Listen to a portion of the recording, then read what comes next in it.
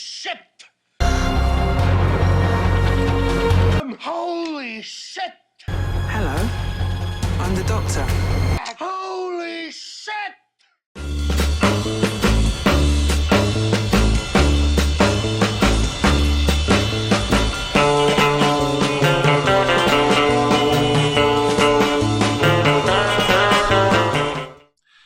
Good evening, everyone. Welcome to the Omega Files. I'm your host, Dr. Freedom. Tonight, we're gathered around to talk about Fugitive of the Judoon, an episode that has definitely got more Whovians popping up and down like mad. It's almost as if someone threw them into a little machine with butter and cranked up the heat. And they get, okay, heads are popping from here out to beyond, certain websites like Gallifrey Base and all that. Oh, I can almost smell the minds melting. It's just such an interesting episode that really makes you think. Now, before we get into it, I'm going to state this now. It's something that popped into my head as I was watching this episode, and to me, it's an obvious clue. Now, the second I show you what I'm going to show you, and you think I'm get the gist of what I'm saying, simply raise your hands. All right, everybody ready? Start your screen.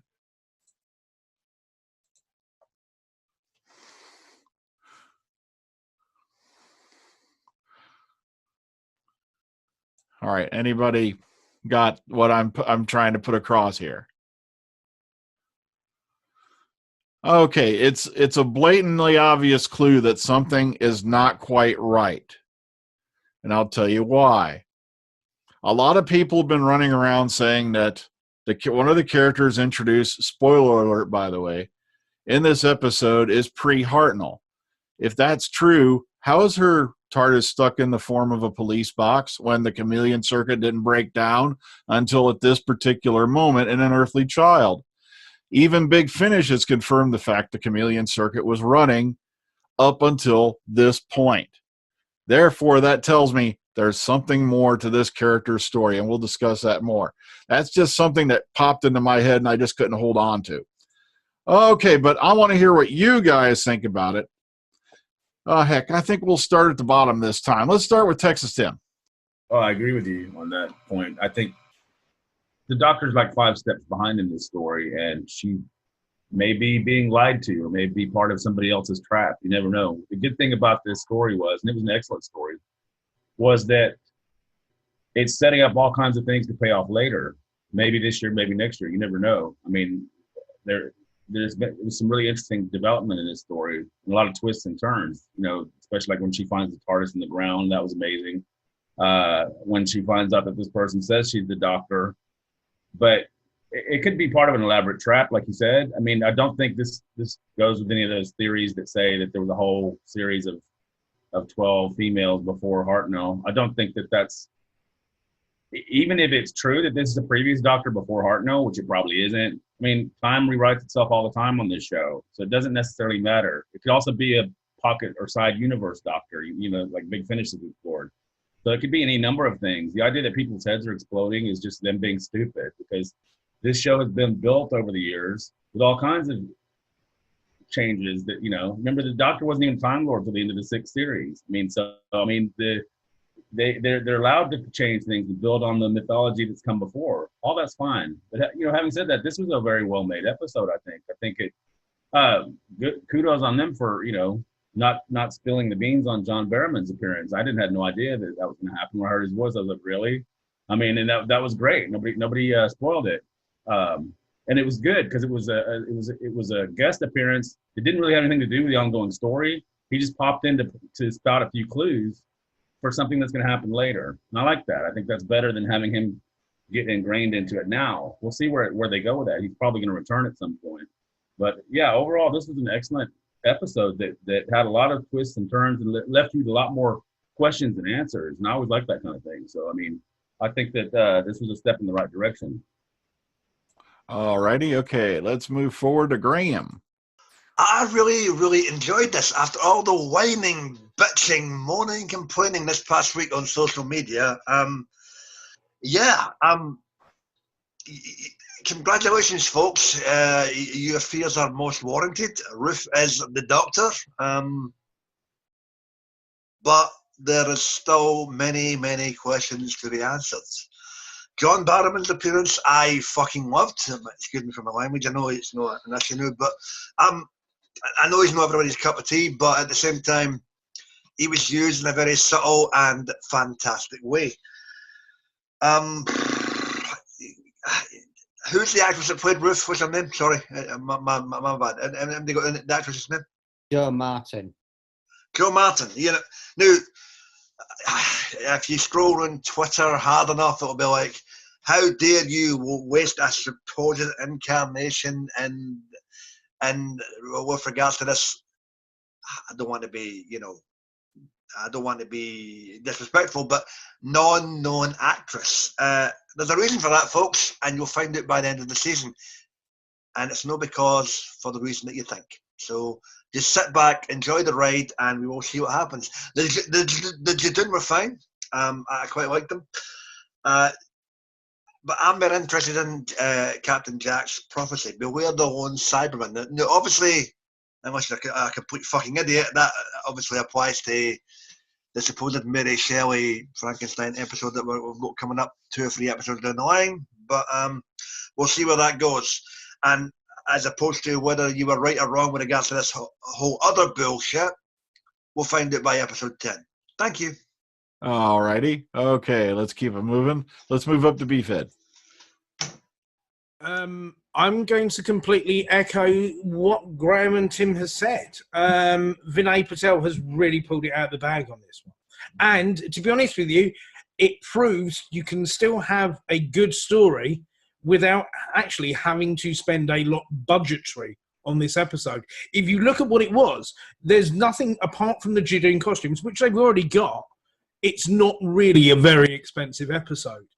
But they've corrected the things that have been real bugbears the last couple of weeks, which is they took the companions out for and the entrance that John Barrowman does as Captain Jack is brilliant. It is completely within character, completely fits.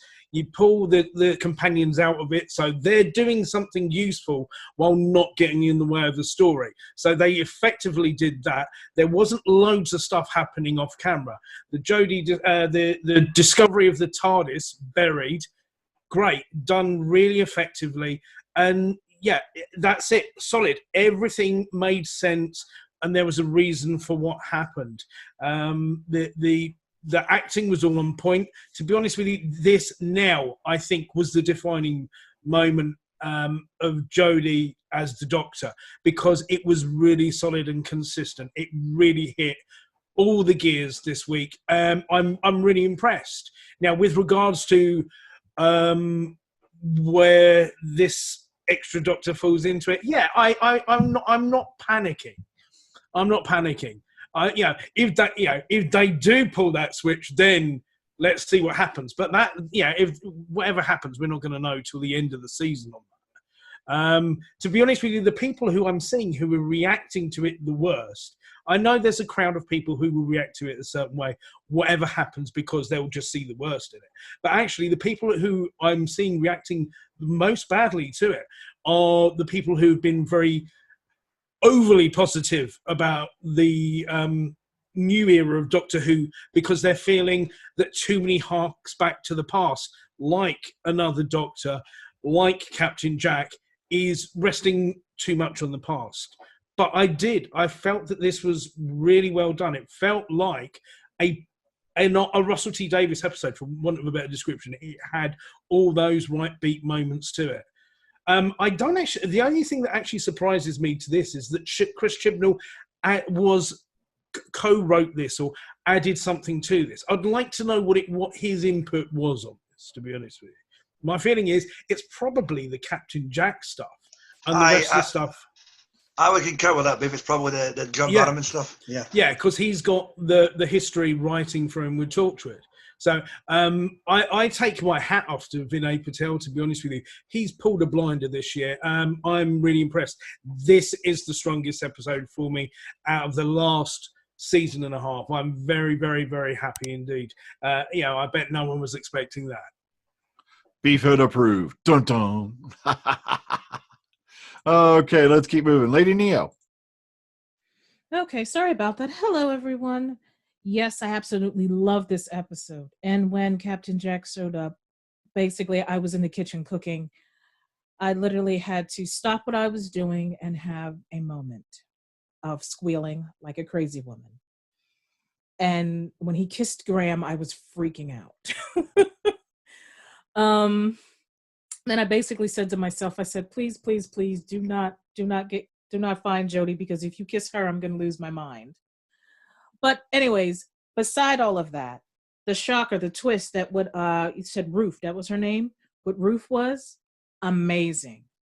Amazing. I love that. I'm not too worried about any of all that story plot. I was very entertained with this. I just know one thing, and I'm gonna say this out loud. Black female doctor. OMG, you know Twitter's gonna blow up, you know Facebook's gonna blow up, everybody's gonna lose their minds. Oh my God, an African American doctor. Oh no. You mean it hasn't already? Yeah. Oh well, I wouldn't be surprised. Yeah. She was American. But I love the interactions between Graham and Jack. I love the interactions between basically both doctors, the stuff with the Judoon. I mean, I literally would love to see how this goes and what would happen after it, but I know it's kind of be like a filler episode, maybe with a little bit tagged on at the end, maybe of the next episode. So that's okay. That's meant to happen, because I think this is what, the 5th episode, right? So this is the 5th episode, and I don't know, was it 10 episodes of Doctor Who this time? Oh, okay, Yes. good. Then this is that pinnacle point where it's like, okay, yeah, now we can get to business then filler, then we're going to get into it.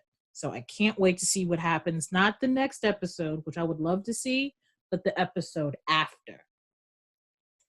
Yeah, that's what's going to be interesting. I got a chuckle because I suddenly remembered, I think it was in a documentary, somebody had asked Louise Jameson, she's like, she had heard that question so many times on who is going to be the next doctor. She just said, well, let me see, I predicted it would be like a black redheaded lesbian. Well, you got it partially right, Louise. Okay, moving forward, let's go to Kellen. I'm not a big fan of Jack Harkness. He came in and Barnum did his Jack Harkness, and he was back to being Jack Harkness. Pretty good. Still, it could have just been a doctor. It could have been an assistant like episode, and it would have been just as good. All right. Hang on, Cal. Have you got a problem with the residents of Mount Florida? I don't understand the question, Graham. Have you got a problem with the residents of Mount Florida, Glasgow? No, why? I'm yanking your chain, man. Don't worry about it. Help yourself, big man. Yeah, Help okay, yourself. yeah. No, I mean, I don't really didn't think much of him. He's a top fucking man, a top actor, and you can't put much past him. But I liked the episode, and there's so much more to come, obviously. It's like a pretty much half-bellied TARDIS. Well, more than half-bellied. Yeah. I can't wait to see what they do with it. That'll do for now. Okay. Yeah, I'm straining my brain here, but I think the last time that Captain Jack appeared on the main show, was it like End of Time Part 2? Yeah, in a cameo. Yeah. Well, one thing I should add, I did figure out that the gun would work in reverse. I figured that out. It's a old trick used with the Doctor back in the Web of Fear. Well, okay. Well, all right. Let's keep it moving. Let's head on over to Josh. I really liked this episode. I thought it was really good. I thought it was good to see the Judoon again and all that stuff. And I don't know if it's just me, but they felt like the CGI was upgraded. I don't know if it was like animatronic or what it was, but it looked a lot better than when they were in Smith and Jones or whatever it was called. But I like the whole aspect of the Judoon and all that, and even though it was kind of crazy how they did it, I liked the whole I liked how there was like a whole another like doctor that we didn't know about, and I thought it was really interesting because Jodie's performance was a lot more dark and sinister this episode, because it was like she basically told the companions to shut up basically about her home planet and stuff, and it reminded me of Sylvester McCoy, and I really hope they kind of go down that road with her and make her like a more darker doctor. And I wasn't aware of the actress who played Ruth, but I thought she was really good. And at certain points, I thought she even like upstaged Jodie a little bit, which was really interesting. Like, I think she literally told her to stop talking at one point, which was really like, it reminded me of like the doctor in the dog yard type situation, which is really weird. But I'm kind of worried how they're going to resolve everything. I just really hope they have like a good plot arc with regards to that, but it definitely was interesting. And oh, I forgot about Captain Jack. I loved Captain Jack coming back, and I never thought that he would, because it's been like over a decade almost. So that was really nice and really unexpected. But overall, it was really good. It just left me with a lot of questions, but that's pretty much it. Yeah, because I remember a ways back, a lot of people were speculating something because John Barrowman had spent some time in Cardiff, but it's like, well, he still has a place there. So everyone just kind of brushed it off as he's, checking in on the flat in Cardiff, because he still owns it, apparently. To be fair, you can clearly see why this was kept a secret. It was obviously in studio shit, and there you go, So it was really, really well done on it. They've been doing a really good job this series, and I like that when they can keep stuff, out of the public eye. Really good stuff.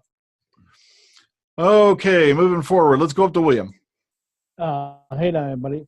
I was totally shocked to see Captain Jack return. He was used very well, trying to inform the companions the threat that's coming up with the Cybermen.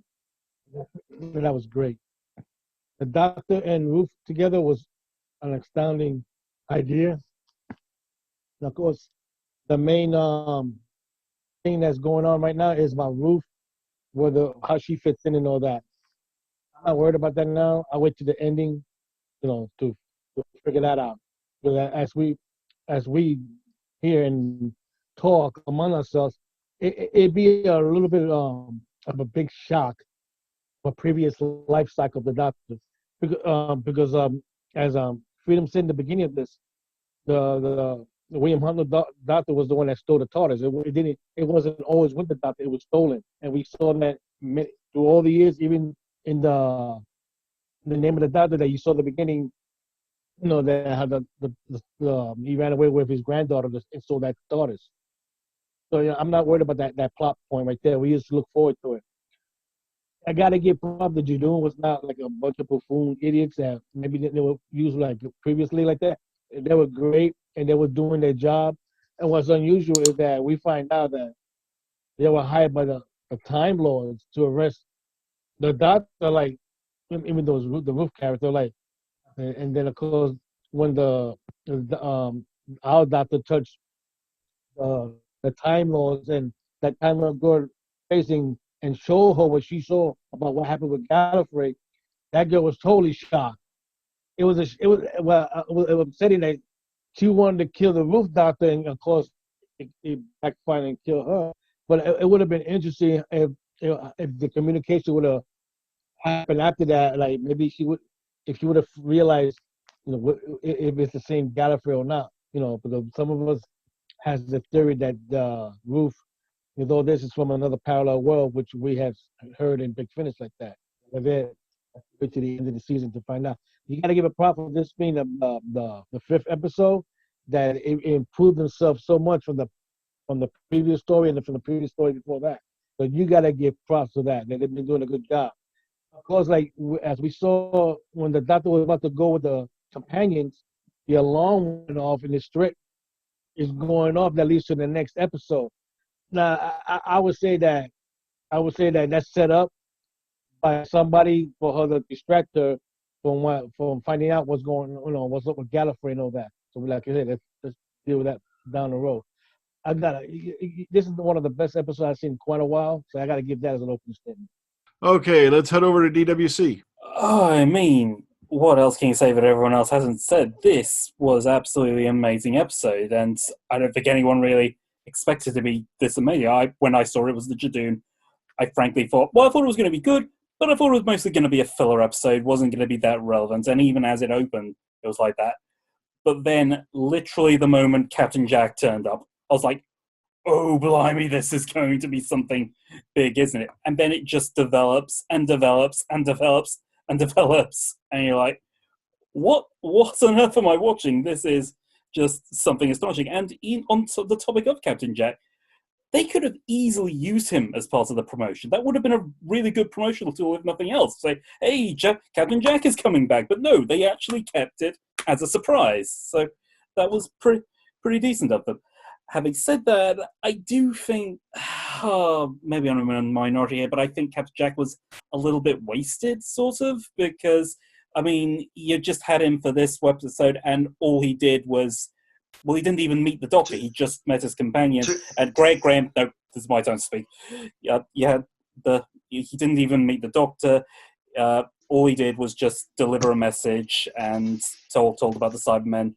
That was that. And I'm completely blanking on everything else I wanted to say, so I'm sure I'll say more later. Hang on. To be fair, DWC, you've got a valid point in there, but at the same time, are they not setting stuff up for later? Well, yeah, I don't deny that they're also setting stuff up for later, but still, it would have been nice to have him interact with the Doctor a bit. He may not be done. That's what I'm saying. Yeah, that's something I'm going to bring up in a couple of minutes anyway. So okay. All right, let's go over to AJ. Hello there. Yeah, this episode for me was a bit of a roller coaster, up and down, up and down. The beginning of the episode felt more of a sitcom than anything, the way, it was all happy and light, la-di-da-di-da. And then the Judoon show up, and you see the inside of the spaceship, and you're like, oh, damn, stuff's getting real. And then the Doctor and the companions come in, up, down, up, down, up, down. Captain Jack, I stamped my foot so hard I shook the house and scared the hell out of my wife's cat when I saw him. I'm like, yeah, he's back. It was good to see John Barrowman back in the role. I got to say that. The whole thing about Dr. Ruth, that's what I'm going to call her, Dr. Ruth. You know what? I got two theories I'll let out later in the video. Probably you guys have already thought these theories, who cares? But there's more to the story. We're going to see more come on later on in future episodes, and hopefully they don't bollocks up the history of Doctor Who with retconning the Doctor was a woman for 13 incarnations beforehand. So stay safe out there. Okay, let's move on over to Philip. Oh, hello. Sorry, I didn't think I was next. Oh, fuck. Am I unmuted? We hear you. Oh, you hear me? All right, because this thing's on my screen that's blocking it. Right, okay, that's better. Do you know what? I really did like this. to a certain level, I can understand people's worries that Ruth might be pre-Hartnell. But what's wrong with that though? There's something wrong with having a pre-Hartnell cycle, because you can still have that and not establish, who law. They don't explain how William Hartnell stole another TARDIS with this incarnation. That's a good point. But maybe for some reason she jumped forward because you have to think about Ruth being a doctor that's travelled around a bit. She might have jumped forward, seen her future self, and seen what the TARDIS looks like, and made it look like that. You're jumping the gun, man. Whatever Ruth is, I don't think she's pre-Hartnell. Okay, well maybe she's forward then, but her memory's being blocked off, like they both said. They don't remember each other, so maybe something happened to block their memories about themselves. She might be a future one. But what I'm saying is, at the same time though, I find that Ruth would have been a better doctor than Jodie. I shouldn't say this, but kick out Jodie and put in Ruth, because that's a better gun-toting doctor that I liked, actually. I liked her. And her costume was spot. I love her costume as well. Spot-on costume. The story itself, the Judoon, they were fine. I thought they were very good being trigger-happy. How many people they killed in that episode? Bloody hell. And now, correct me, that other woman, is she a Time Lord as well? The one that died? Yeah, the one that... Yeah, she is a Time Lord. She was a Time Lord. Well, she's Gallifreyan. We got to remember, not all Gallifreyans are Time Lords. Yeah, but... She had the contact thing, so... Yeah, she wasn't a Time Lord because when she died, she didn't regenerate, so therefore... Well, let's be honest, she got obliterated. You can't regenerate from being obliterated, to be honest. So, and she could have been end of a regeneration cycle as well. Yeah, true. But cool. But you know what? The main thing was the twists and turns of the whole story. I kept thinking Lee was the Time Lord. The husband. The husband. Oh, the husband. Okay. Yeah, I kept thinking he was the Time Lord, or even the Master, hidden in the fob watch thing. But the twist and turn that was good. So he was what? Some sort of like warrior or something. Companion. He was the companion of He was Ruth. Ruth's companion. Yeah. Okay. Now Jack. This is interesting because I thought Ruth was Jack was Ruth's companion of some sort, because that's why he was concerned about her. And then the point about him talking about the lone Cyberman, I reckon he'll be back along the line somewhere, because you don't obviously, yeah. Well, you can say obviously, but we don't know yet for sure. No, you can't say beware the lone Cyberman, then they'll come back even for a cameo. You could, just for the sake of it. But anyway, it was good to see him. You can tell his hair has been dyed 1,000 times to make it really dark. Well, that's John Barrowman. He dyes his hair all the time. Fuck. But it was good to see him, and I like it. And it was good that they didn't have much of the companions in it as well. They sidelined them for the central story, and that was good for me. So yeah, excellent story. Okay, let's keep moving. Let's go up to Connor. Yeah, I really liked it, actually. Thoroughly enjoyable episode. The music, fabulous. I love the drums of the Judoon theme. That was a highlight. I can't wait to see that on the soundtrack. The story, to be honest, this worked on several levels for 7 different reasons. Because first of all, 10 out of 10 on that baiting, because you've really kickstarted something in the fandom now. We'll see where that ends up. And then obviously they were marketing this episode really well.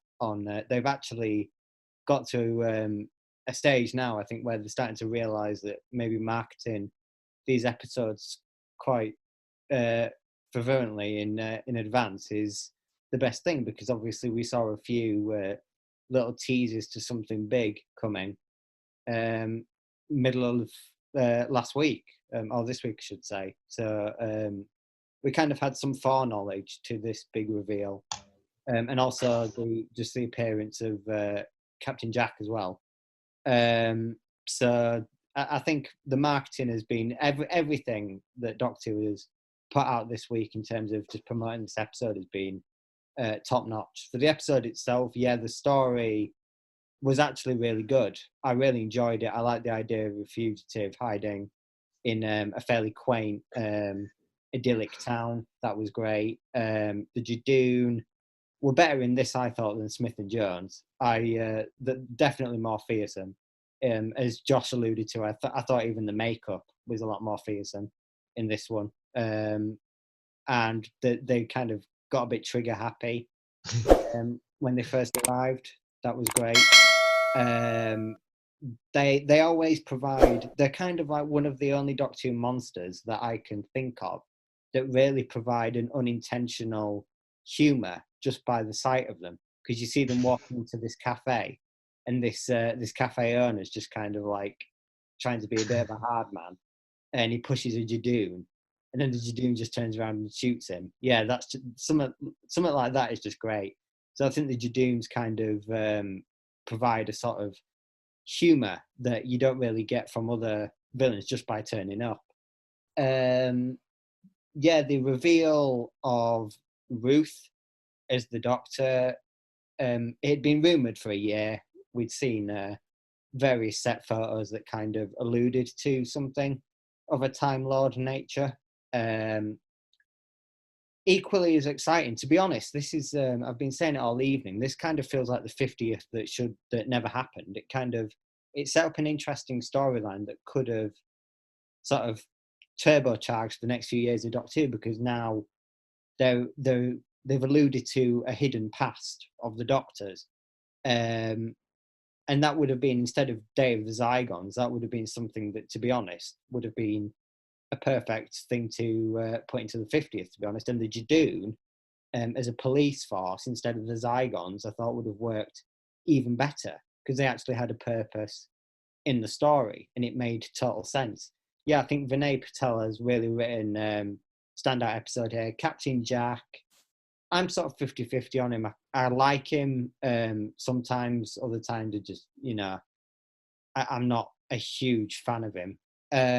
But this time it worked. Yeah, I kind of, I think it was DWC who said it kind of felt not wasted, but you could have had any old character really give off that exposition of the storyline, which I assume is kind of like, feels like they've kind of set up two running storylines here, and I wonder if the Cyberman one is going to conclude in episode 8, which we know to be the Cyberman one at this point. And the whole Time Lord thing with Ruth is going to go on further. So it was an interesting sort of it was definitely, it felt like the midpoint of the series, which it was. It set up a lot of things for the final half that I think did more service to this and the upcoming episodes than the other ones that we've had so far, apart from maybe Spyfall, part 1 and part 2. And yeah, Jodie is now, at the moment, no longer the first female Doctor. So to Phoebe Waller-Bridge, third time's the charm. You kidding? They can't afford her. Okay, Bo. Yeah, I thought it was a well-written episode. I like Captain Jack's surprise appearance in it, even though I wasn't expecting him until a bit later. I like the interaction between him, Graham, Brian, and Yaz. I thought that was really good. I like the Judoon in it. I like I like that one of them was revealed to be a female, and though she sounded just like a male. Regarding the bit on Ruth being the Doctor, I don't think she is the Doctor. I think she might be someone else. But I guess we'll find out a bit about that, near the end of the series. I just want to touch on something on Gallifrey being burned. I thought that was just the Master doing a perception filter thing on the Doctor. But after seeing this episode, I think there's something definitely going on behind the scenes that's manipulating events and manipulating the Doctor and all that. But I guess we'll find out, what it is, as the series comes to an end. It was a really good episode. Okay, all right. And lastly, but certainly not least, Paul. Hello. Yeah, I'm afraid I was one of the ones that fell for this bait, to quote the Red Dwarf episode, hook, line, sinker, and copy of Angling Times. Yeah, on the first watch anyway. The second watch, I thought, no, actually, she doesn't really act like the Doctor anyway.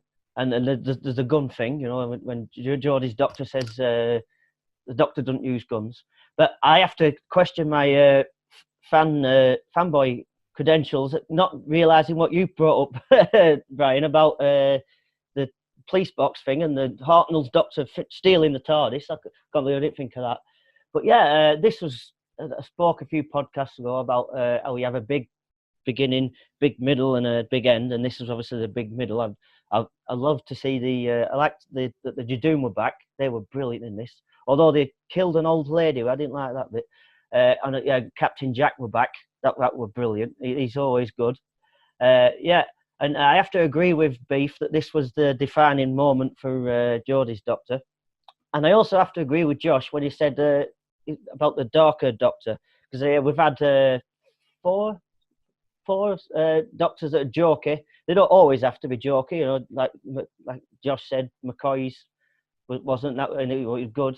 Different side to the Doctor. So yeah, but yeah, good episode, good middle. Yeah. Okay. Yeah. Also, there was another clue that was in there. The main reason I think Captain Jack was there was basically it's a nice, good way of doing a little foreshadowing. How many here should just stick your hand up? You don't even have to hit the button. Remember what he told them after he warned them about the lone Cyberman. Okay, so yeah, the group of you do. They sent something back through time to deal with them. And it makes me wonder if as a result of whatever this was, that somehow somebody screwed up. And that's possibly where Ruth came from. The timeline's been screwed up. That's another theory I have. That's just one I came up with. Especially when he made sure to tell them that right after he warned them about the lone Cyberman. And I think that's going to come into play later on as part of the reason why we suddenly have this doctor she don't remember. And it's either that or how many here remember a little thing, and I know a lot of you his hands are going to shoot up, called Devious. Because remember, there is one other regeneration we didn't actually see occur. And also, remember, Patrick Troughton, though having invented the sonic screwdriver, his was basically a pen light, and all it did was unscrew screws. So if this doctor did come up after Troughton and before Pertwee, wouldn't know what a sonic screwdriver is just by looking at it. So it could be they're playing on that. Don't know. But I just thought it's just, food for thought. Okay, so we got hands already going up. All right, let's start with Texas Tim. Well, I was going to say, one other thing that was interesting was that the hidden personality that this woman was carrying around, I like that idea that somebody has a second personality that has to be unlocked somehow. And she was actually told how to do it, which is really strange. But then she seemed to know a lot more than the doctor. Remember when they're wrangling with that villainous chick, whoever she used to work for or whatever, she's telling the doctor to shut up because she seems to know a lot more about what's going on, which is interesting since she just woke up, from being basically somebody else all this time. So that's an interesting twist on it. And I think that again kind of goes with everybody's theory that she's not really the doctor or she's something else. The idea that she might be, but again, I think it's clear now that this doctor is off, a few feet behind everybody else regarding what's going on. There was a lot of machinations in place going on that she doesn't know about. She's coming into this blind all of a sudden. So it's gonna be interesting to see how they resolve this. But people online are getting ahead of their skis and complaining that they're ruining the show. No, you have to wait and see what happens. Okay, Connor. Yeah, it would be remiss of me not to mention that actually I did also think that this was Jodie's best performance in the role. She was dark. She was a little bit sinister, yeah. And I just overall liked her personality in this episode. Thought she got the balance really well. Yeah, at times I did think when she was in scenes with Joe Martin, there was a few times where I thought Joe Martin might have made the better Doctor. But overall, yeah, I've got to give kudos to Jodie. I think she's found the balance in this one really quite well.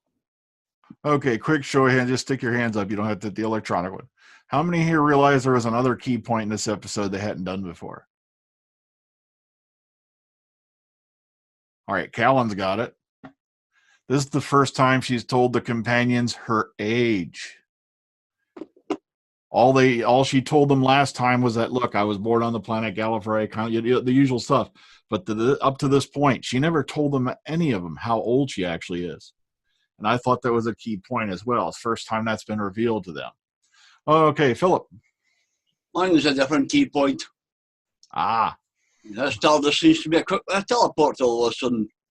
That too. That's I forgot to mention that. You're right, Callan. That I think it would be more sexy if the TARDIS hadn't have been upright, it had been vertical, and she'd dug it up that way. And then there could be steps into it, because it saves the teleport situation. Be easier to get the doors open. That's my only thing. Nah, Jodie just didn't feel like digging it all out for her. Okay, Philip.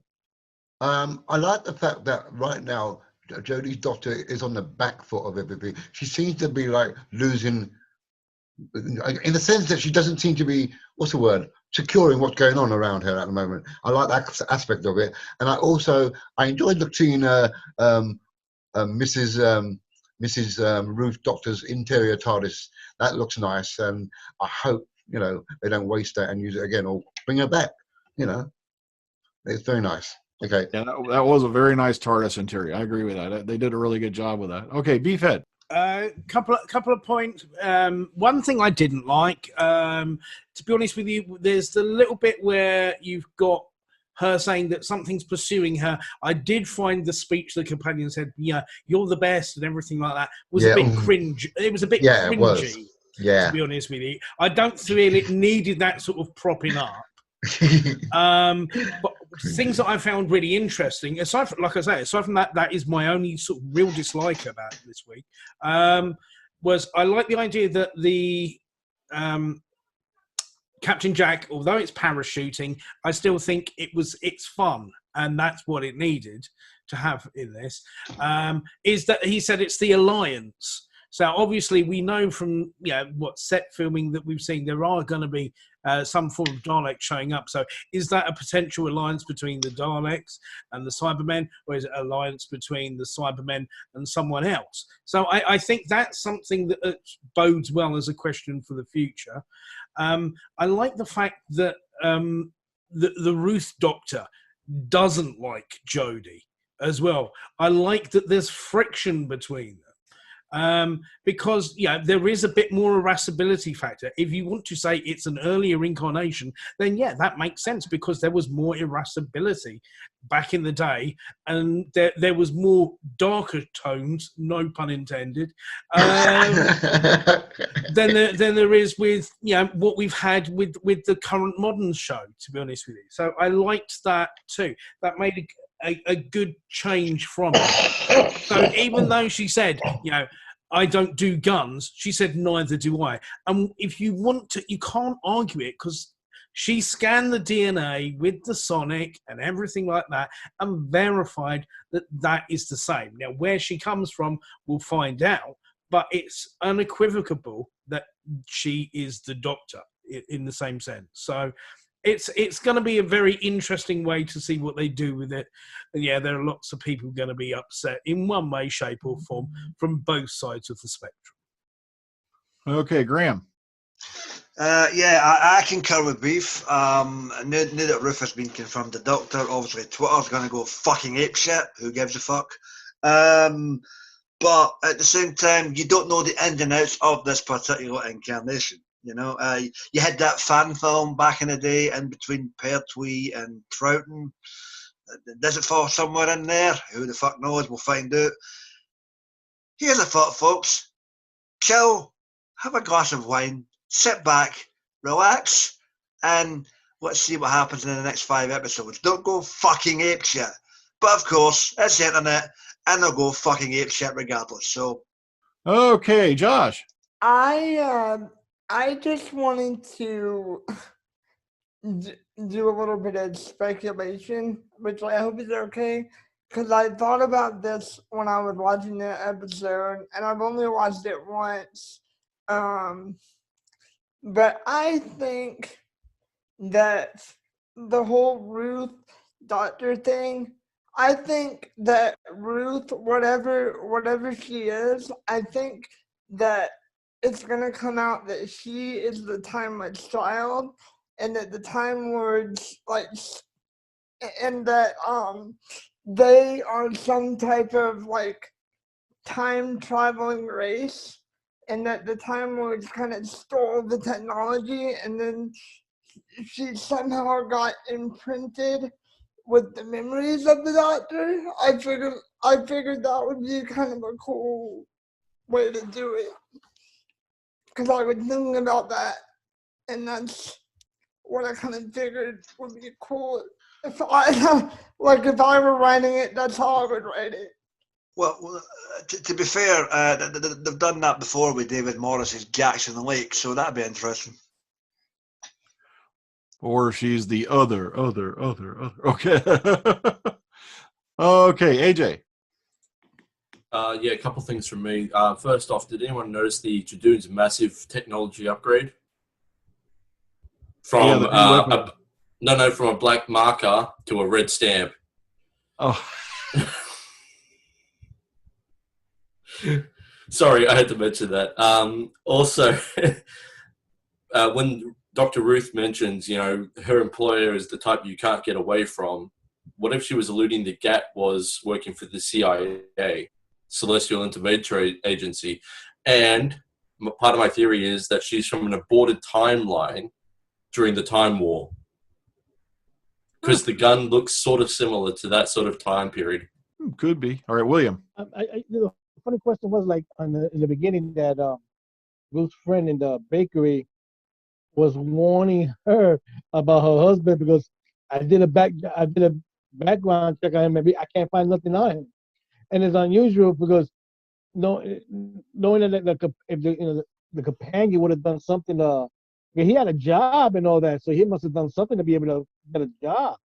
And so that's unusual that somebody did a background check, couldn't find nothing, so you must have found something. He has to have an ID name and all that nonsense.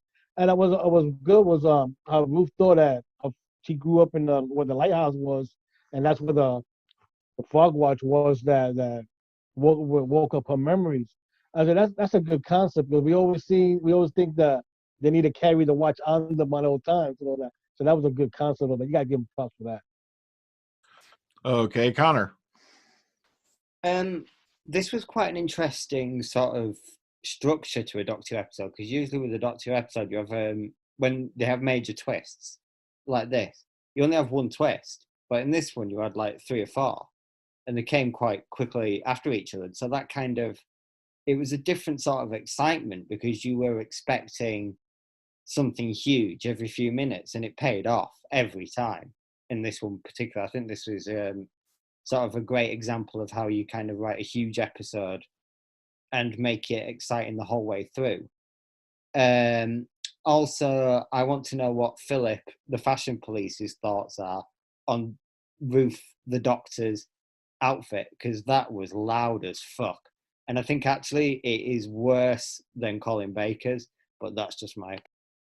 Okay, real quickly, Philip, what do you think? Oh, it was gorgeous. I loved the frilly bits, a bit of John Pertwee to it. The waistcoat, it just fitted her lovely form wonderfully, and her hair's all up and lovely. But you know what? It's not about the costume, it's about her herself. She was a no-nonsense doctor, and I like that of her. She's like, give me a gun, I'll shoot the fuck out of you. Excuse my language, but you know what I mean. But yeah, she was good.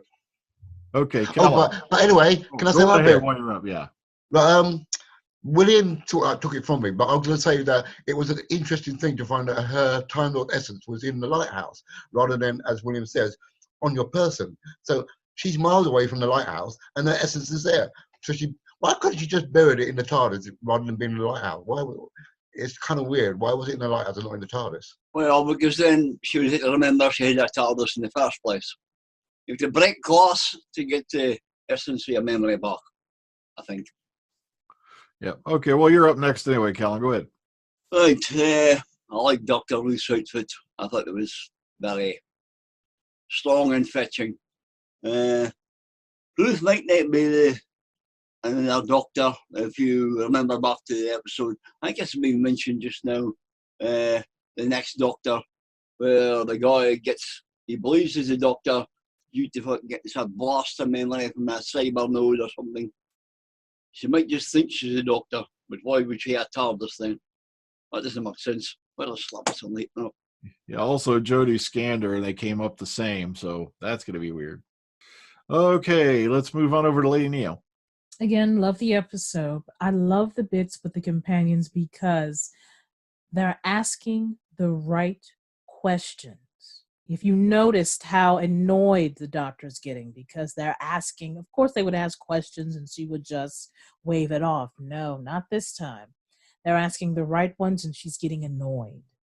And I said, they're asking the right questions and they're keeping asking her.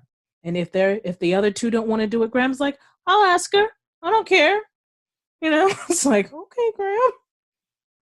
And I said, Dad, I want that to keep happening. I want her to keep getting annoyed because like you all saying, maybe that's going to bring out that darker aspect of her a bit sooner than intended.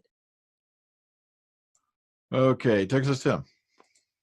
I was going to say one of the reasons this episode seems so good to all of us and different is because it's they haven't done an episode like this in a long time where they're messing around with things and it's basically a bunch of setups for things that are going to follow off later. And that's refreshing because most of what we've had so far with this team is a lot of by the numbers, typical Doctor Who type stories, which is fine. But I mean, you know, it's nothing exciting. This is actually shaking things up a little bit and setting things up to pay off later. That's a good idea at this point.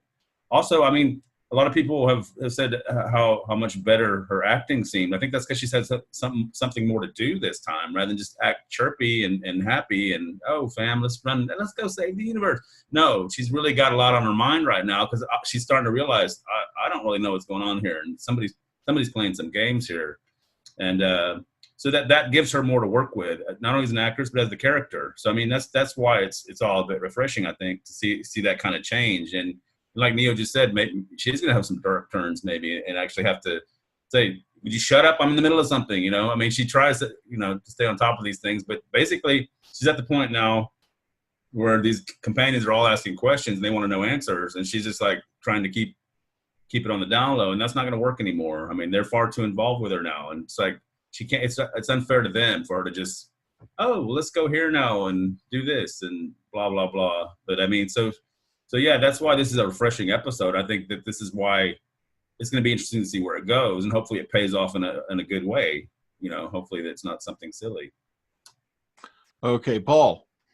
Hello. Yeah, I wanted to bring up, I've just thought of another instance where someone thought they were the Doctor, and it turned out they weren't. If anyone's heard Minuet from Hell, 8th Doctor, Nick Briggs plays his cellmate in the insane asylum type thing, and he thinks he's a doctor, but it turns out it's something to do with when they landed in the TARDIS. You know, I just thought I'd bring that up. Okay, DWC. Yeah, I just wanted to point out a few weeks ago, AJ said that he thought maybe they blew their load too early on the series on the grounds that they just went too good, and then I was actually thinking I was dismissing the time as we got to Orphan 55 and Tesla's Nightmare. I can't remember the name of it now. I was thinking, yeah, I mean, the Tesla one was good, but it's going a bit of a down as well. But now they've had this one. It is making me wonder, have they been deliberately somewhat putting the rather not as good episodes at the beginning just so they can have these really great ones to round it off? Also, I think it was Beef who said he was wondering what parts was Chris Chibnall doing. And to be honest, when I saw that Chris Chibnall was also writing this, I was thinking, why on earth do you need two writers? And to be brutally honest, I think the reason he's writing is that he's writing, I think his parts are, yes, the Captain Jack part, but also the Ruth parts. I think he has got this whole thing set, and he's pretty much micromanaging to say, look, I want to get this done to this way, and I'm gonna have this. And I think that's ultimately what he was writing really. Okay, Graham. They're all valid points at WC. For me, I would. Was he writing the Captain Jack parts? Probably. Dr. Ruth, no doubt at this point you're going to have vast sections of the Twitterati running about screaming, "We were right!" No, you're partially right, because you don't know where this is going to end. So shut the F up, kick back, relax, and let's see where it goes. Now, do I think that Dr. Ruth will stand come the end of this season? No, I don't. There'll be some type of big red button which people will bitch about regardless, and just that'll sort it out. But we'll see what it goes. It's an interesting concept. It gives them some meat on the bones. And guess what, folks? For all you guys bitching about the fact there was no story arc in season 11, now you have one. Shut the fuck up. All right, Connor. There was a bit of talk on Twitter before this episode a few days ago about Vinay Patel writing some horny jokes in there. Of course, there was no real horny jokes, but when we got to the bit where Ruth took the Judoon's horn, I felt a bit sorry for the Judoon. I thought that was a bit of advocacy for animal abuse, to be honest. To be fair, I thought it was intergalactic rape, but that's just me. Well, we can debate what we think it is any day of the week, I guess. But yeah, in fact, that whole sequence kind of confused me. So, is Neil Stuke also an alien? Because they didn't specify his race, did they? Or did they? No. Was this the companion of Ruth's? Well, that's what I think. Is it a companion? Well, No, doctor he was more of said a he was minder. human, didn't he? I think he was more of a minder, right? The thing, He was. when the doctor scanned Ruth and Lee, they registered both of them as human. Now, of course, we got Ruth had the whole shield around her. As far as Lee, I generally don't know. It was stated literally before he was disintegrated, the faithful companion by Geff. Geff's called him the faithful companion, so he was definitely a companion in some sort. But he also had a medal. It's not clear what that medal was, whether it was a Gallifreyan thing. He could be. Whether it's a Time Lord or a Gallifreyan, who knows? Or if maybe he was a human who fought in a war on Gallifrey, who knows? The only thing he did say, that Gat did say, is that we both had the same training, which would lead me to believe that they're both of the same race. So, like AJ said, it could be that, or there's some sort of military aspect to it, that they've all been in service together because he's got a medal for bravery. So they've all been in the same unit. I would just off the cuff assume he's maybe a member of the CIA, and if he's not, then he's a Dennis Waterman of the Doctor Who universe. He could be so good for her. Just saying, yeah. Okay, AJ. One thing I noticed during the episode when she broke the glass to get her memories back, the energy that came out of it was crimson. Time Lord energy usually is golden, and we saw that with David Tennant's Doctor with the fob watch. It was golden energy that came out, so that might allude to a parallel universe thing. And honestly, about Dr. Ruth's her outfit reminded me a lot of Whoopi Goldberg. The glasses, the clothes, the hair, everything. It was awesome. Jumping Jack Flash. There you go. Okay, Philip. I like the idea at the beginning where Jodie's doctor is searching for the master. So they're still linking that thing that she wants to know what the hell went on with Gallifrey. So she wants answers from the master. So why would she go looking for him when she knows where he's gone? He's in that place where what those creatures were. So she needs to just go and find them to get him. Because you can't get to that dimension, Philip. He stated that she thought he'd escaped, so she wanted to track him down. Oh, okay, fair enough. Okay, back to Callan. Yeah, I think the Ruth Doctor is before Hartnell, and she and maybe other doctors before Hartnell did something super heroic. They did something which required some cojones, and after she did that, she regenerated into Hartnell, and Russell wiped his mind, so he didn't know. It would make a lot of sense from a certain point of view, because you remember Bach, and Anthony Early says, what is it? Jealousy is the beginning of all greatness. Now, if the Master was jealous of the Doctor, that would make sense if the Doctor got a whole set of new regenerations and the Master didn't. He's all wanted.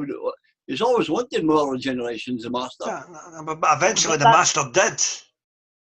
And that doesn't explain the police box bit, though, does it? Like Brian said. Yeah, well, we'll maybe let him in the police box about.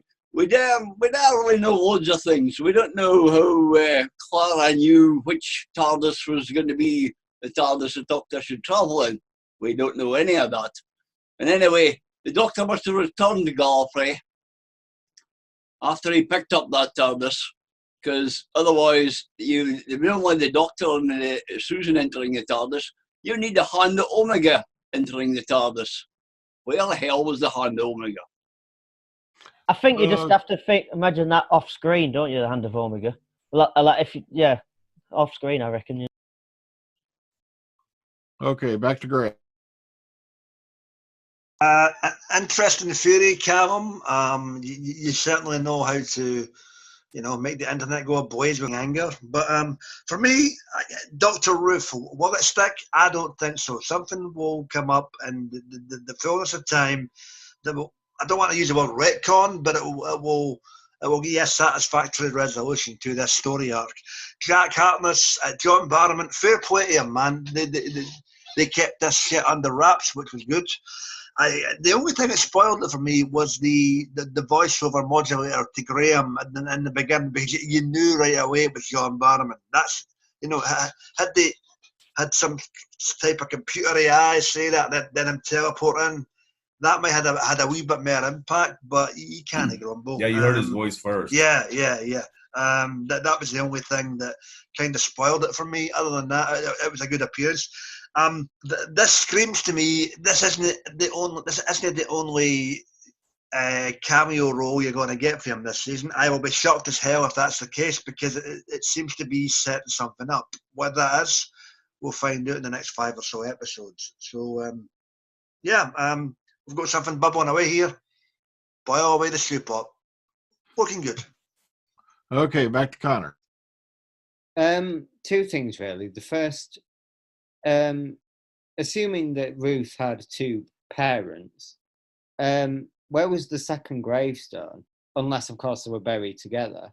And the second point is, there was no real reason given for why she's a fugitive.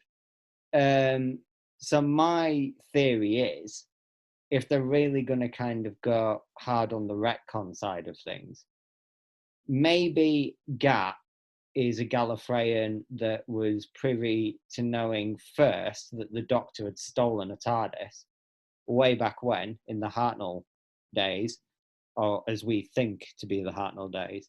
And actually the Judoon are searching for the very first incarnation of the Doctor that went on the run. So that would be a way of kind of like filling in a gap in the lore that we have, because obviously we saw it with Clara back in is it Name of the Doctor, with a little bit of a flashback. But I think kind of like putting more of like a story aspect to that, where it is part of like a story arc, would be interesting. It would piss a lot of people off. At the same time, it would be interesting to kind of see that play out, if that is the reason why she's a fugitive.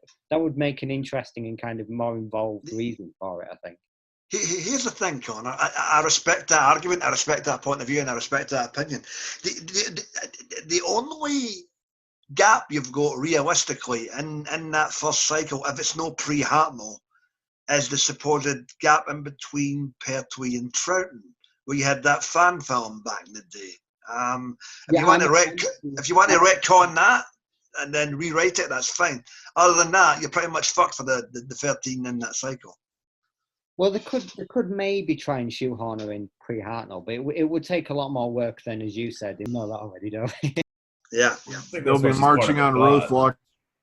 So they'll be marching on Rothlock with pitchforks and torches. All right, go ahead. Whoever's let's see. Let's go back to DWC. Yeah, one thing actually, it just suddenly came to my head. Actually, I was thinking when watching the episode. Let's say, for sake of argument, that Ruth actually is pre-Hartnell for a moment. Well, if nothing else, it finally explains that scene in the brain of Morbius, doesn't it? That whole thing where you're seeing the Doctor's past regenerations, and then suddenly have all these other faces that you've never seen before. And going on in the series later, those couldn't have possibly existed. Well, now you've got an out for that. Or they were just Morbius. Yeah, that seemed to be the fan accepted thing, because that got retconned by Deadly Assassin later. Okay, Paul. Yeah. I forgot what the first thing I was going to say. But what does everyone think of the theory about that? Some people said that it could be the Master. They haven't said any more than that, but I think, well, maybe it's the Master, and somehow he or she's been able to pinch the Doctor's biological code. So when it was scanned, the same DNA, and obviously he or she's going around pretending to be the Doctor because he or she knows that would piss the Doctor off. That would be too convoluted. It would be too convoluted. And plus the fact, despite any cloaking device, the Doctor would figure that out. Yeah, the biodata extract thing. Yeah, last time they touched on that, I think it was back in Arc of Infinity, if I remember right. Yeah, so. Okay, Texas Tim. I think it's possible that you're right. This could be part of an overall plot of his, if not himself, but this whole thing screams plot, like some kind of trap that she's in. Because this isn't her. And I don't think they're going to retcon, say, that this is pre-Hartnell. I don't think that works. And I think you're right. All that's going to do is piss a lot of people. It doesn't actually work. I mean, like Brian pointed out. Hold on. Like Brian pointed out, the TARDIS chameleon circuit broke when he landed in London before the Unearthly Child. In other words, before that, it did its job. And so the idea that she's buried a police box, unless, I don't know, again, it's timey-wimey, you can rewrite everything and blah, blah, blah. But that's clumsy on their part. It's not, I think, like as easy it was to put in another Doctor in a gap like they did a few years ago. That made more sense. But I mean, what I'm saying is that this all screams like this is some sort of trap that might have been set up by the Master, since he does seem to be the villain of the series as well, to where this person isn't probably the Doctor at all. And this is some kind of, we have to see how it plays out. Again, it's all set up. So, they just established in the scene where the two of them are speaking at the same time and saying same brain, same whatever. So that's got to be her, but from a point that we don't know yet. That's all. We saw that, and what do you call it? What was it? Midnight.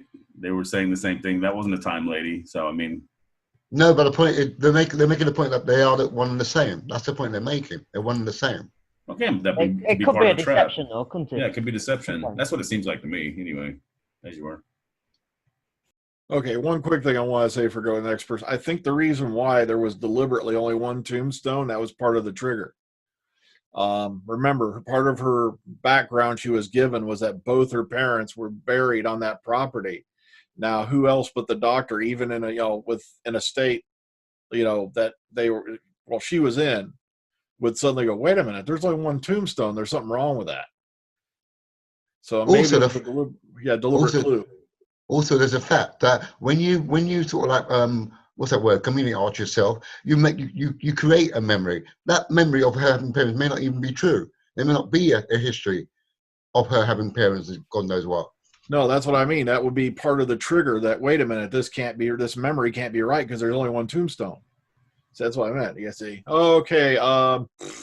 Let's fly over back to William. The funny is a question like, did you say they were hired to arrest the Ruth Doctor? Now we find out, of course, it's from Gallifrey. So who hired them specifically? Rassilon, another president? That's a little weird there, because remember they're police force, and in a way they're not finished their job, even though in the episode make it sound like they finished their mission, but no, they're not finished yet. And here's a funny thing. Of course, remember in the Deadly Assassin, the Doctor's brain was inside the computer. Remember, I said, did somebody maybe copy from that and put it into Ruth to make her think that she's a doctor? Yeah, That's the a good APC point. net. Yeah. Yeah, aka the Matrix. Yeah, the Matrix. Yeah, because remember they showed him false images of himself shooting the president, which he didn't do. And remember, that's when they convinced little kids that the Doctor was being drowned for a week. No. Just to piss Mary Whitehouse off. Okay, back to Josh. The reason, going back to the whole timeless child theory. The reason why I'm really thinking that it's just the timeless child type thing is because if you remember in Spyfall Part 2, there was like a 2-second clip of a little girl who was African American. So that's why I thought it could be the timeless child.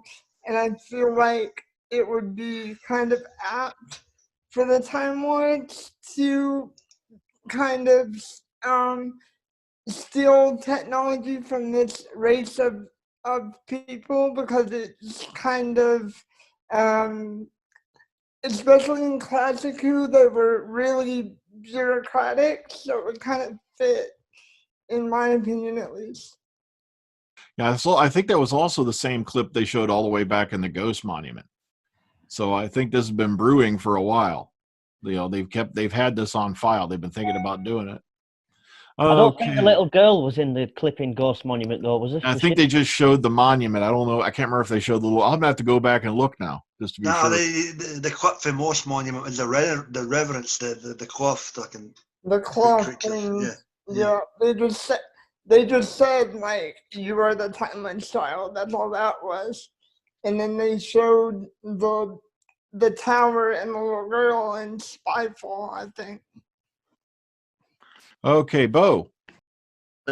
Just on Ruth, wouldn't she be a clone of the Doctor? You know, kind of like Jenny, because seeing the way she took down the Judoon, commander, whatever he was, wouldn't that be the sort of thing that Jenny would do? Another good point, yeah. That is a good point. Jenny was created from the Doctor. I don't know if they'd go down that road or not. That would kind of tick off George's attendant a little bit. But she was very undoctorish, this one too, right? I mean, a lot of ways. The gun, you know, slinging, and the way she beat everybody up when she walked in there. That's not something the Doctor usually does. So that is a good point. This Doctor was combat trained. That's very good. Very good. Yeah. Very well caught. Exactly. Our Doctor did Ryushu and karate, and he used it quite a bit. So, and since she was created from the same, DNA. That's a really good thought. That's a nice theory there as well. I didn't even think of that. As for the gun, she triggered that. But you know what though? When trigger that to work in reverse, and then she knew she was going to get it to somebody and let them shoot themselves. Wouldn't she have still continued using the name Jenny if it was Jenny, rather than change the name to Ruth? Remember, she was running away from the Time Lord. That means she knew about the Time Lords. That means she had met them, and that's probably why she not. If it is her, she wasn't using that name Jenny anymore. Well, I don't think Bo meant actually Jenny. I think he just meant someone similar to Jenny, like a clone. Am I right, Bo? Yeah, because if you see the way Ruth took down the Judoon, you know, taking him out and removing his horn thing, wouldn't that be the sort of thing that Jenny would do? I'm just kind of thinking that. No, that Ruth is a military clone of the Doctor, like Jenny was. And to be honest, John Pertwee was a bit of a. So why can't that Doctor be a bit of a what? You mean the martial arts that he did? A fighter? Why? If John Pertwee can do it, why can't she be a fighter type Doctor? Yeah, but remember, Phil, the third Doctor, when he fought as a Venetian Aikido, he wasn't vicious the way this one was. Yeah, but this is a different Doctor. I agree with that. I agree. Yeah, but this is a different Doctor, though. This is not John Pertwee's Doctor. This is another aspect of a Doctor, a different, more You don't vicious even type. know if she's technically a doctor yet. Calm the fuck down. Well, she. That's the point, Philip. She's not acting very doctorish. So I mean, that's yeah. Well, maybe because of whatever happened in her time, this is the way she is. You can't have the Doctor can't always be squeaky clean. There's got to be an edge to a Doctor at some point, and that's it. Look, for the time being, she's known as Ruth until she's clarified. This is not speculation. I mean, Here. Yeah, just for clarification, Dr. Ruth, not Dr. Ruth Westheimer. Okay. All right. She's not going to show up and tell the Cybermen that their problem obviously stems from, erectile dysfunction. Okay, let's go over to Philip, you remember Dr. Ruth Westheimer? The little fair. That's what I'm talking about. Okay, go ahead, Connor. I think, to be honest, an equally sort of interesting move would be that Chibnall goes down the route of his arch nemesis, Pippin Jane Baker, and also Terrence Dix, in creating sort of their own renegade Time Lord, because obviously we had the Master and we've had the Rani.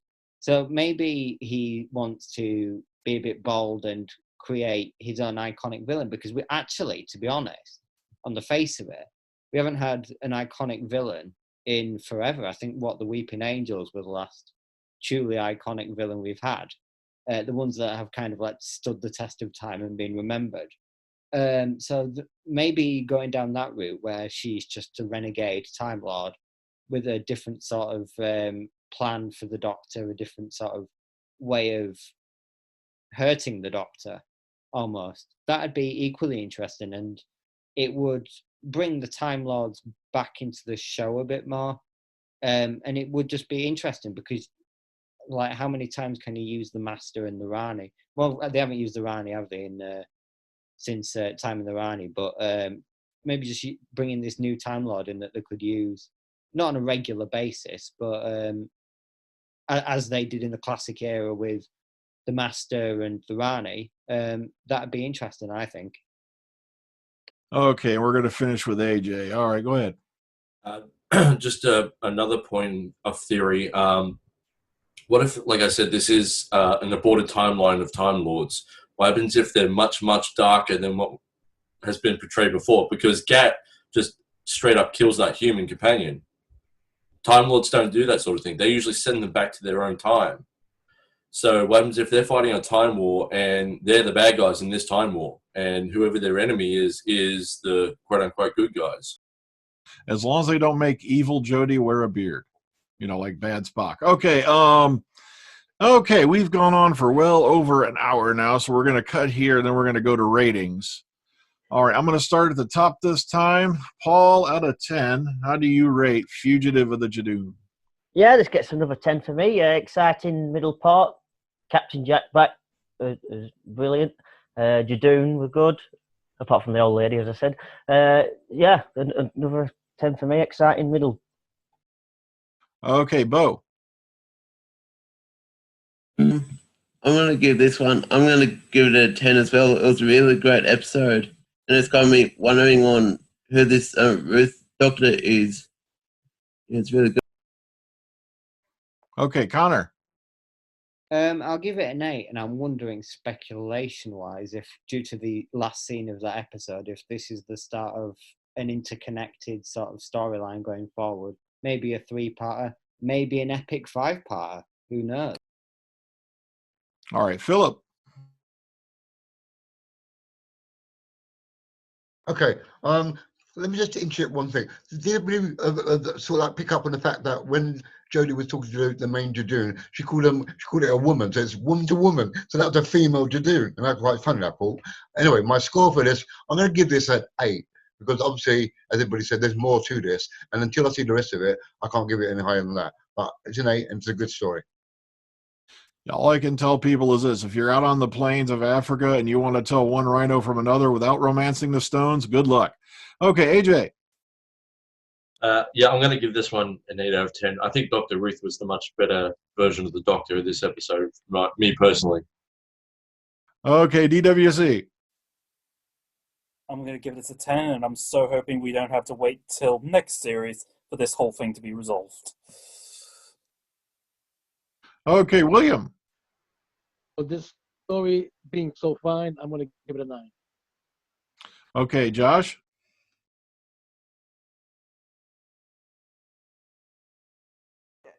Sorry. I'm gonna give it a 9. Just because I really like the writing, and also like how the whole thing with Captain Jack. I wasn't expecting that, and the pacing was really like fast and off the wall, which is what I really like in Doctor Who. I'm just kind of echoing what I just hope that we don't have to wait like multiple seasons to figure out what's going on. Like, I hope it's an actual resolved story arc. But other than that, it was really good. So yeah, I'd give it a 9. Okay, Callan? Yeah, I was going to give it an 8.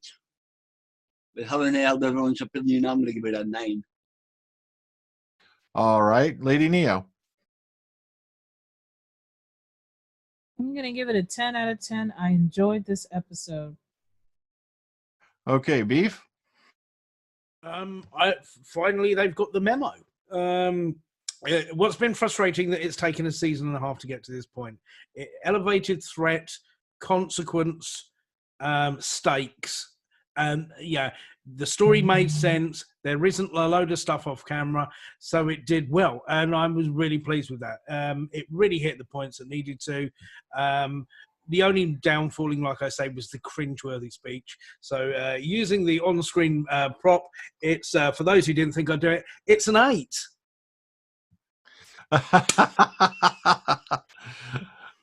Okay, Graham. For me, yep, kudos to everybody involved this week. Kudos to John Barrowman and the production team for keeping this somewhat of a secret up until the last week there when everybody went apeshit on Twitter. Yeah, I'll be interested to see if he comes back. Kudos to the whole team. Let's get an 8.5 from me. Okay, Texas Tim? I agree with what everybody said. I think this was a step in the right direction, and it's a pity that it took a year and a half to get to this point.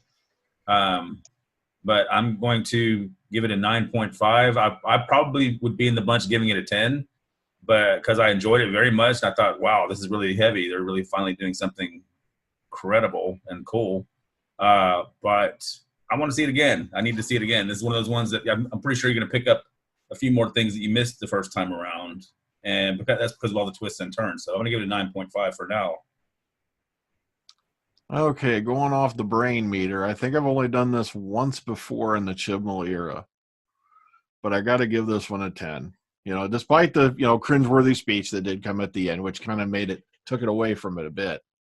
It was still very well crafted. It's got you thinking. It's got you wondering, just how are they going to play this out? And, that's what a good Doctor Who episode does. It makes you think, makes you analyze, and it makes you wonder, how are they going to fix this mess? So looking forward to seeing how they resolve this. It's going to be a very interesting ride from here on out. Well, folks, all I can say is join us next week as we sit down. I believe next week is what, Praxius, if I remember right. We'll sit down, do a review of that, and then we'll premiere it for you. And, well, you'll be reading the chat as I say this. So, okay. Until then, everybody, enjoy the rest of your week. Have a good one. See you then. Bye-bye.